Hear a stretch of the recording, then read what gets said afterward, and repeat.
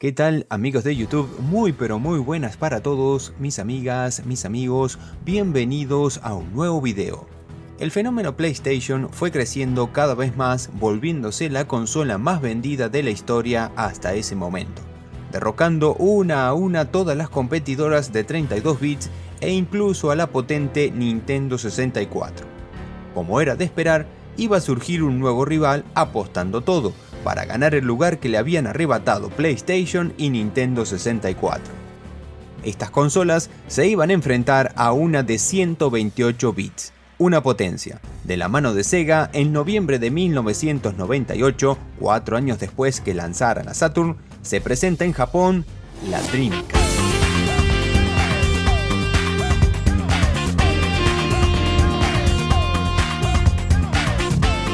Una consola totalmente diferente, con una innovadora visión del videojuego adelantada a su tiempo. Si bien en la región de Japón la Saturn todavía vendía muy bien, deciden dejar de apoyar y lanzarse de lleno a esta nueva máquina. Era una especie de borrón y cuenta nueva de la empresa y en cierto modo revolucionó muchos de los aspectos del diseño de una consola. Inspirada en el mercado de las computadoras, la máquina fue construida a partir de componentes de terceros, lo que reducía los costos. Sega aprendió de los fallos cometidos con el diseño caótico y complejo de la Saturn y diseñó junto a Hitachi y Microsoft la Dreamcast, usando hardware ya existente. Esto le permitió crear una consola sencilla de programar. En su interior presentaba un procesador principal de 32 bits apoyado por uno de 128 bits, logrando una excelente potencia gráfica. También hizo un acuerdo con Microsoft que permitió a la consola utilizar el sistema operativo Windows CE, lo que aumentaba enormemente la cantidad de desarrolladores que podrían trabajar con el hardware. Muchos juegos de PC de la época salieron también para la consola. La principal característica técnica de la Dreamcast es que tenía el mismo hardware, con menos memoria, que las placas de la máquina arcade Naomi. Esto le permitía lanzar conversiones directas del arcade, con los mismos gráficos y rendimiento. Fue la mayor ventaja de Dreamcast para vender. Respecto a su diseño exterior, es de color blanca, algo inusual en las consolas de Sega, y presenta 4 conectores para los mandos en la parte frontal, similar a los de Nintendo 64. Es una consola que, además de tener una muy buena potencia gráfica, tiene varias innovaciones importantes. Utiliza discos GD-ROM, que permiten un mayor almacenamiento que los CD-ROM convencionales. Es la primera consola también en incluir un módem dentro de la misma, permitiendo jugar online. Anteriormente, algunas máquinas los traían, pero como periférico adicional. Otra innovación que tuvo fue el diseño de su joystick, con una forma diferente y cómodo para usarlo. Pero lo más llamativo de este mando es que contaba con una ranura en la que se insertaba una tarjeta de memoria especial llamada Visual Memory Unit, VMU, que tenía pantalla pad, botones y su propio procesador. Cuando ésta se conectaba al mando, le añadía una pantalla que durante las partidas mostraba datos adicionales y permitía añadir funciones extras a los juegos, además de guardar datos. Pero si se las extraía, funcionaba como una mini consola portátil. Incluso, como la Dreamcast tiene un hardware casi idéntico a la placa arcade Naomi, algunas de esas máquinas tenían un slot para insertar la unidad de memoria VMU y jugar desde la máquina o llevarte los personajes del arcade a tu casa. Con todas estas descripciones estábamos hablando de una muy potente máquina en todos los ámbitos, pero aún hay más. En Japón, Sega lanzó un periférico para Dreamcast con forma de caña de pescar llamado Sega Fishing Controller, para el juego Sega Bass Fishing. Lo más curioso es que esta caña tenía controles de movimiento y podía usarse con otros juegos también, así que puede decirse que Sega inventó los mandos con sensores de movimiento. Otro periférico que disponía Dreamcast era una cámara llamada Dream Edge, que servía como webcam para realizar videoconferencias por internet. También se usaba como cámara fotográfica para hacer fotos si la insertabas en la VMU, que después podías editar en la consola.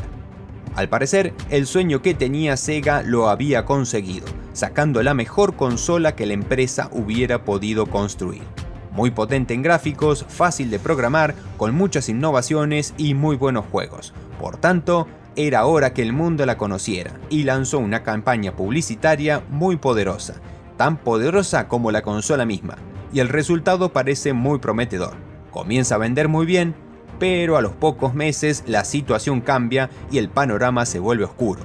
Sony había anunciado que en el año 2000 lanzaría la PlayStation 2 y las ventas comenzaron a frenarse. Muchos compradores deciden esperar la nueva consola de Sony. Sega, al ver esto, decide bajar el precio de la consola varias veces para intentar incrementar las ventas, llegando al punto que el costo de la venta al público era más barato que lo que salía a producirla, provocando que la empresa comenzara a tener grandes pérdidas de dinero. Además, muchos seguidores de Sega, al ver los fracasos seguidos que habían tenido, como es el caso del 32X e incluso la Saturn, deciden esperar un tiempo para ver si esta nueva consola daba buenos resultados. La época dorada de Sega empezaba a decaer. Por su parte, Nintendo, en un intento por corregir también un error que cometió en su Nintendo 64, lanza a finales de 1999 en Japón un periférico de unidad de disco magnético llamado Nintendo 64 DD. La mala decisión de continuar con los cartuchos en un mundo donde el CD-ROM ya era un hecho hizo que la empresa decidiera buscar una solución a este problema y luego de varios fracasos presentan este periférico. Su función era acoplarse a la consola para ampliar su capacidad de almacenamiento, gracias al uso de discos magnéticos de 64 MB. Además, gracias al software y a otros accesorios compatibles, permitía que los jugadores crearan personajes o animaciones para usarlas en los juegos. Si bien ampliaba mucho más la capacidad de almacenamiento del Nintendo 64, quedaba muy atrás respecto a un CD. Por tanto, este periférico no dio buenos resultados. Tuvo un paso muy fugaz, solo fue vendido en Japón y protagonizó un fracaso en ventas. Llega el año 2000, nuevo milenio, y trae consigo el lanzamiento de una consola tan esperada por muchos en el mundo. El 4 de marzo de 2000, Sony presenta en Japón la PlayStation 2.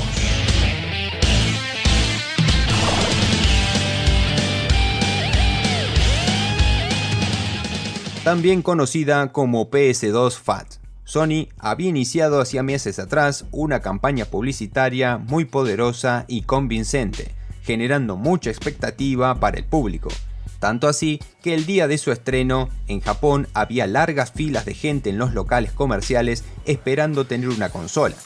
A los pocos meses fue lanzada en Estados Unidos, luego en Europa y en el resto del mundo, logrando también que en esas regiones la consola se vendiera muy bien, a tal punto que en poco tiempo la demanda superó la oferta. Por tanto, comienza por primera vez la reventa de una consola, y muchos la pudieron comprar de esta manera, pero a un precio mucho mayor. Tenía una arquitectura de 128 bits, un avance en gráficos muy importante respecto a su antecesora. Respecto a su diseño, de color negra, contó con una importante particularidad. Por primera vez se podía colocar una consola en dos posiciones, tanto en horizontal como vertical. El logo de PlayStation, ubicado en la parte frontal de la consola, se podía girar adaptándose a cada posición. Un curioso detalle que realzaba aún más su elegancia. Eso sí, había que tener cuidado, ya que, en posición vertical, si ésta se movía por las vibraciones del lector o algún ligero golpe, podía rayar los discos, por lo que se lanzó un soporte oficial para que esto no ocurriera. Otros elementos que la destacan son la incorporación de puertos USB y la integración de una nueva memory card. Esta tendría un factor clave para que los jugadores continúen sus partidas, ya que en esta ocasión los títulos exigían más espacio. Para esto se desarrollaron varias versiones de distintos tamaños de la memoria. Pero si hay algo que fue clave en el éxito de PlayStation 2 fue la apuesta por el DVD, un nuevo formato óptico de mayor capacidad, permitiendo también a la consola poder reproducir películas en este formato. En esa época se comenzaba a utilizar el DVD, pero los reproductores de DVD eran muy caros. Entonces, mucha gente comenzó a ver esta consola como dispositivo para reproducir películas y otro tipo de contenidos, no solo juegos, ya que era más económica que los reproductores. Este hecho hace que se incrementen aún más las ventas.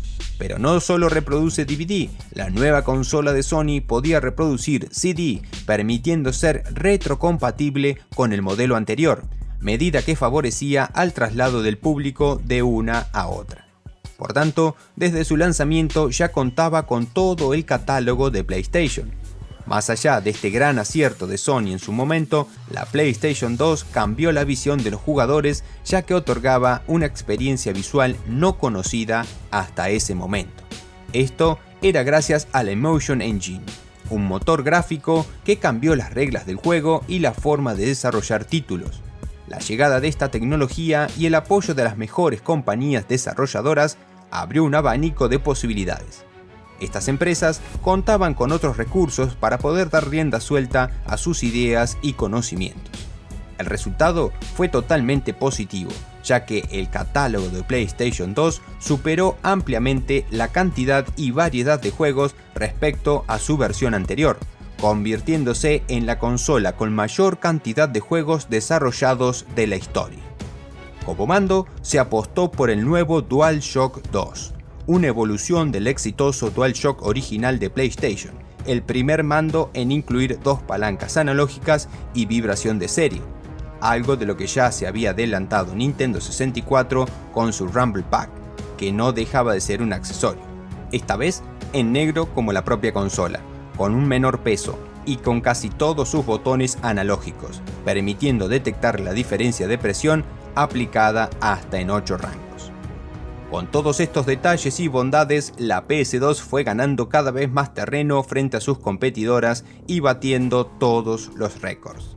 Fue la consola más vendida en la historia, llegando al número de 160 millones de unidades vendidas, cifra que actualmente, en 2021, no pudo superar ninguna otra consola. Su producción se mantuvo hasta el año 2013, convirtiéndose en una de las consolas con más años de duración en el mercado. Su longevidad también estuvo impulsada por la aparición de otras versiones que se iban acomodando a las épocas y a un nuevo público. En 2004 se lanzó la versión Slim de la consola, más pequeña, la cual mejoró en cuestiones técnicas como la temperatura con respecto a la denominada FAT. Sin embargo, esta tenía como punto débil la imposibilidad de no poder agregarle un disco duro, algo que sí era posible con la versión más grande. Y hablando de versiones, como un dato curioso, existió un modelo que se comercializó solo en Japón. En diciembre de 2003 se lanzó la PSX. Quizás el nombre te haga pensar que al decir PSX me refiero a la primera PlayStation, ya que durante un tiempo se la conoció así. Pero no, eso es un error. En realidad se trata de una edición muy particular de PlayStation 2. No solo era una consola, sino que sobre todo se vendió como una grabadora de video digital, permitiendo grabar videos que vinieran de antena e incluso editar ese video. Para ello contaba con un disco duro de 160 o 250 GB según el modelo. Su enfoque estaba tan claramente destinado a la grabación y edición de video que ni siquiera se vendía junto a un DualShock 2, a pesar de que, lógicamente, tenía puertos de entrada tanto para ello como para las memory cards de la consola. Al ser considerada una máquina de alta gama y pensada para un público más elitista, el precio era muy elevado, por lo que no tuvo una recepción muy optimista. Tanto es así que nunca llegó a comercializarse fuera de Japón y dejó de fabricarse en 2005. Un fracaso paralelo a un gran éxito. Por otro lado, Sega, con su Dreamcast, una rival de PlayStation 2, al ver el gran éxito de la consola de Sony, sumado a unas fuertes peleas internas entre Sega Japón y Sega Norteamérica, hacen que las ventas de la Dreamcast no puedan seguir creciendo, y fue tanta la pérdida de dinero que habían cosechado durante los últimos años con las consolas anteriores y esta, que en 2001 Sega anuncia que dejará de fabricar Dreamcast. Y no solo eso, también anunció que dejaba de fabricar consolas y que solo se encargaría de desarrollar juegos, una decisión que impactó muy fuerte en el mundo de los videojuegos. La gran pregunta aquí sería, ¿qué hubiera pasado si este último sueño de Sega, el de la Dreamcast, hubiera prosperado aún más y que hubiera podido continuar con la producción de consolas? Quizás la historia sería muy diferente. Este hecho fue tan importante que marcó la historia de los videojuegos. Sega, que durante casi 20 años fue una de las empresas líderes en los videojuegos, se ve derrocada y obligada a dar un paso al costado. Otra víctima más del poderío Sony. Con todos los logros de PlayStation 2 y la inminente caída de Sega, parece que no hay rival para Sony. Pero antes de cantar victoria, se presenta una nueva consola, en búsqueda de recuperar la posición que le arrebataron. El 14 de septiembre de 2001, la gran N lanza en Japón Nintendo GameCube.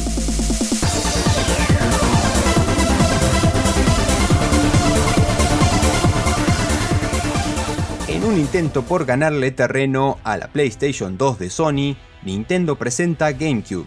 Este nombre se debe al que el sistema tiene la forma parecida a la de un cubo. Con un precio inferior a sus competidoras, se presenta con un pequeño y atractivo diseño. Y decir pequeño no es sinónimo de débil, todo lo contrario. Tenía una arquitectura interior muy potente, un procesador central basado en la arquitectura Power, diseñado por IBM, un procesador gráfico desarrollado por ATI Technology y su chip de sonido desarrollado por Macronix, capaz de reproducir audio con calidad superior a la del CD.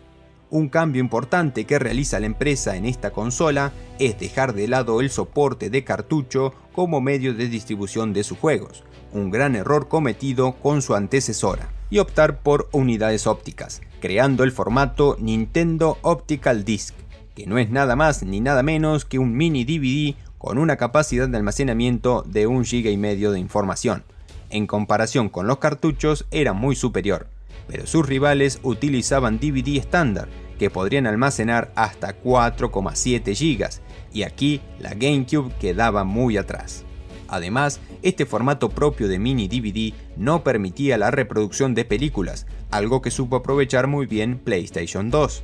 Respecto a sus mandos, presentaban un diseño ergonómico y adaptable. Las puntas más redondeadas, al igual que los botones R y L, son cóncavos para adaptarse de mejor manera al contorno de los dedos índices. Las palancas analógicas no están ubicadas de forma paralela, mientras que los botones de acción están ordenados por tamaño. Al principio, GameCube parecía una muy buena rival para la máquina de Sony, pero al ser lanzada un año y medio después, tenía desventaja en ventas. Sony hasta ese momento llevaba vendidas más de 10 millones de consolas PlayStation 2, y cada vez vendía más. Otro punto en contra es que todos los juegos multiplataformas primero salían en la máquina de Sony debido a su éxito y luego en GameCube, provocando que no pudieran aprovechar al máximo la potencia de la máquina, solo los que eran desarrollados por la propia Nintendo. A pesar de que GameCube era una consola potente, con todas las desventajas anteriormente mencionadas, no logró destronar a Sony, sino todo lo contrario. No pudo siquiera igualar las ventas de Nintendo 64, su antecesora, convirtiéndose en un fracaso para la gran N. Si bien el catálogo de juegos de la máquina de Nintendo era muy completo, con la escasa venta que tuvo la consola, algunos juegos que iban a salir exclusivos para Nintendo terminan saliendo también para PlayStation 2, motivo por el cual el fracaso sea aún mayor. Por segunda vez, una consola de Nintendo es derrotada por una de Sony. La gran N debía ponerse a pensar seriamente en innovar y captar con una nueva consola al público, y demostrar que tenía peso y trayectoria de líder. Pero eso sería más adelante. Por ahora, la referente a nivel mundial es PlayStation 2, cosechando cada vez más récords. Pero llega una empresa desde el otro lado del mundo que decide entrar en la batalla sin trayectoria en consolas, presentando su primera máquina que haría preocupar a la grandiosa PlayStation 2. En noviembre de 2001, desde Estados Unidos, Microsoft lanza Xbox.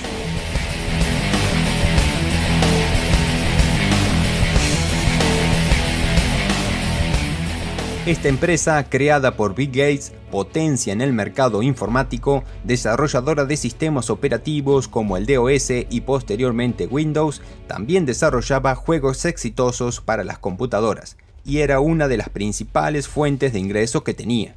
En 1995, junto con el lanzamiento de Windows 95, la empresa crea el DirectX, una tecnología gráfica que permitía desarrollar juegos en plataformas Windows, por lo que la comunidad de jugadores en PC comenzó a ser muy importante.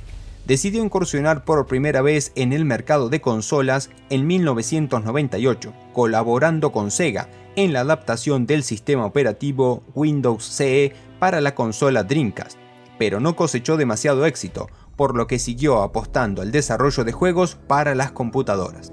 Ahora, ante el avasallante éxito de Sony con PlayStation 2, comenzaron a tener preocupación dado que las ventas de los juegos de PC comenzaron a disminuir, ya que muchos usuarios comenzaban a pasarse al mercado de consolas, más precisamente a la máquina de Sony. Por tanto, era tiempo de solucionar esto, y Microsoft decide presentar su propia consola, combinando la potencia gráfica del DirectX de la computadora con la comodidad y confort de una consola. Es por esto que se desarrolla un proyecto llamado DirectX Box, haciendo referencia a su tecnología gráfica. Pero este nombre era muy largo y se decide resumirlo a Xbox. Cabe destacar que la Xbox fue la primera consola ofrecida por una compañía estadounidense después de que Atari detuviera las ventas en 1996. Esto representaba reanudar una disputa entre las dos regiones más importantes del mundo de las consolas, en una lucha por ser la número uno en ventas. Desde Oriente, PlayStation 2 y desde Occidente, Xbox. Respecto a su parte interna, está basada en la arquitectura x86, misma tecnología empleada en las computadoras personales. La principal característica que presentaba la máquina de Microsoft era su procesador central, desarrollado por Intel, y era el último salido en ese momento, el Pentium 3, corriendo a 733 MHz, velocidad superior a la Nintendo GameCube y aún más que PlayStation 2. En el apartado gráfico, Microsoft encargó a Nvidia esta tarea. Desarrolló dos procesadores, el controlador multimedia y el chip gráfico GeForce.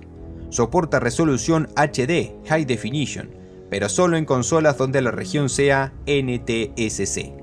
Además, incorpora por primera vez en una consola un disco duro, cuyo tamaño es de 8 GB en el primer modelo y 10 GB en modelos posteriores. También cuenta con un apartado de red, permitiendo conectar la consola a Internet. Y Microsoft hizo mucho hincapié en esto, lanzando el servicio integrado Xbox Live, que permitió a los usuarios jugar en línea con o sin conexión de banda ancha. Y aunque se debía pagar por esto, frente a sus competidoras que eran gratuitas, fue un éxito debido a mejores servidores. Al igual que PlayStation 2, Xbox utilizaba el formato DVD, y si se conectaba un accesorio adicional, se podía disfrutar de películas en DVD, pero al tener que incluir algo adicional a la consola, no resultó ser algo positivo, por lo que muchos usuarios no usaban esta opción.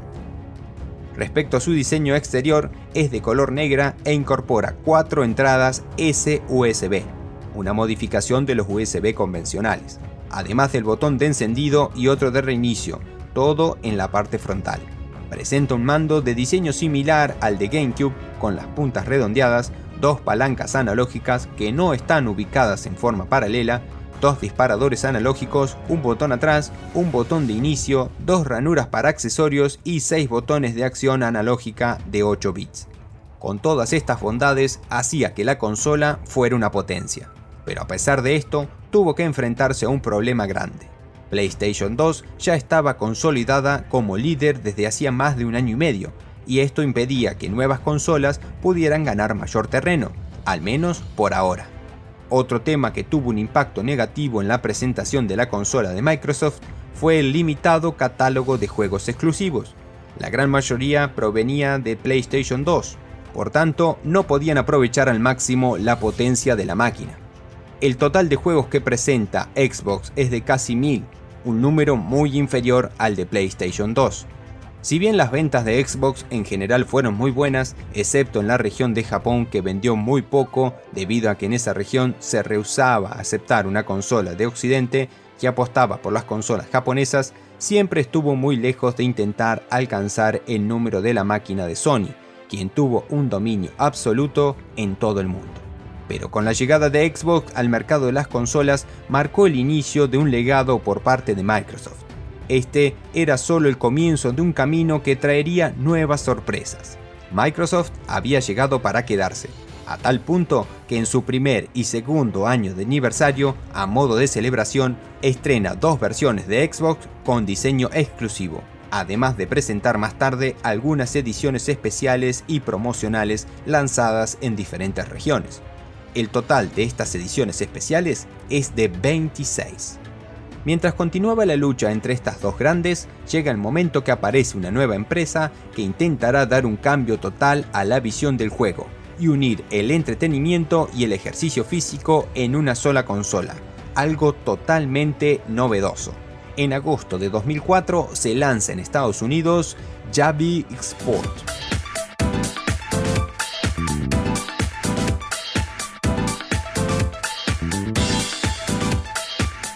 También llamada Javix, una consola desarrollada por la empresa japonesa SSD Company Limited.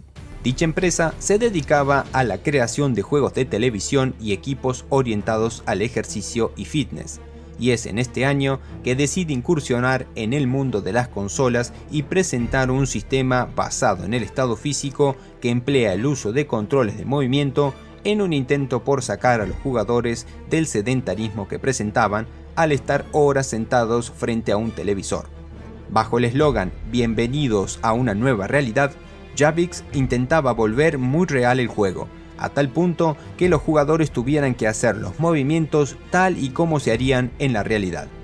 La consola en sí es poco convencional, no solo en tamaño, ya que es más pequeña que su competencia, sino también por las especificaciones técnicas y los juegos en sí, ya que eran todos orientados a deportes. Respecto a su diseño exterior, de color gris plata, presenta en la parte frontal 2 botones a la izquierda, encendido y reinicio, y el receptor de infrarrojos a la derecha. Un logotipo elegante y limpio de Javix aparece en la parte frontal y central. No tenía un mando incluido. Cada uno de sus juegos venían acompañados por mandos en forma de equipamiento deportivo, como un bate de béisbol o una raqueta de tenis, con los que gracias a unos sensores de movimiento e infrarrojos se podían disputar las partidas. Otro aspecto que hacía especial a Javix es que, a diferencia de otras consolas tradicionales, la consola de SSD Company no incluía ningún procesador. Este procesador chip de 8 bits al principio y luego actualizado a 16 bits venía incluido en cada uno de los juegos que se vendían con su respectivo mando para jugar. Puede que para la época tener el procesador fuera de la consola no tuviera mucho sentido, pero si lo pensamos en términos actuales, suponía una ventaja, ya que el sistema se podía actualizar sin necesidad de cambiar la consola. El hecho de no poseer prácticamente arquitectura interna dentro de la consola permitió que el precio fuera más económico que sus competidoras. El formato elegido para los juegos eran los clásicos cartuchos, con un precio mayor que el de la misma consola. Los juegos desarrollados para esta consola fueron solo 10, todos referidos al deporte. A pesar de que prometía mucho y que su precio no era demasiado elevado, Javix fracasó por varios motivos. El primero, su campaña de marketing. Si bien al momento de su lanzamiento la empresa decidió asociarse con la estrella de cine de acción Jackie Chan y ser la imagen de la consola, no bastó para intentar destronar a las potencias de Sony y Microsoft. De hecho, no llegó a venderse en todo el mundo, solo en algunas regiones. El segundo motivo fue los materiales que se utilizaron para su fabricación y que eran demasiado baratos y de baja calidad. El tercer motivo, y uno de los más importantes, utilizaba cartuchos, algo que puede ser interesante para los amantes de la nostalgia, pero en 2004, pleno auge del DVD, no fue la mejor opción. Todo esto, sumado a que la empresa no era muy conocida, decantó en un terrible fracaso. Javix Sport fue una consola innovadora, pero con poco apoyo.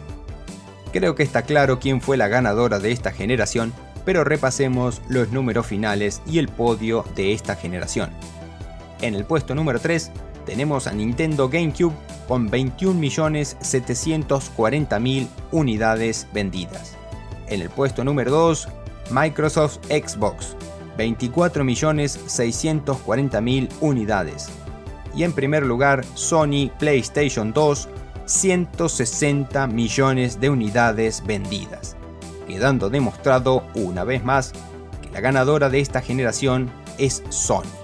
Dicho todo esto, damos por finalizada la parte número 4 de esta evolución de consolas. Nos vemos en el próximo video. Chau chau.